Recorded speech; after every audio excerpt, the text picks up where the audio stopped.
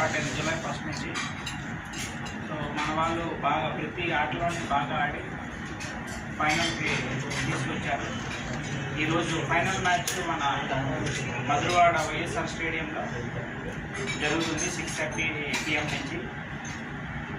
నా యొక్క విజ్ఞప్తి ఏంటంటే వైజాగ్లో ఉన్న క్రికెట్ లవర్స్ అంతా వచ్చి మన క్రీడాకారుల్ని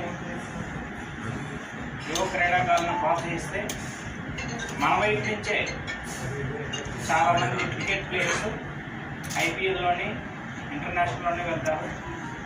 మన Visakhapatnam cricket player KS Bharat మన వైజాగ్ వారియర్స్ టీమ్ని లీడ్ చేస్తున్నారు కెప్టెన్గా. అలాగే అశ్విన్ హెబ్బర్ కూడా. అశ్విన్ హెబ్బర్ ఆయన దాదాపు 400 రన్లు ఈ పర్టికులర్ టోర్నమెంట్లో చేసి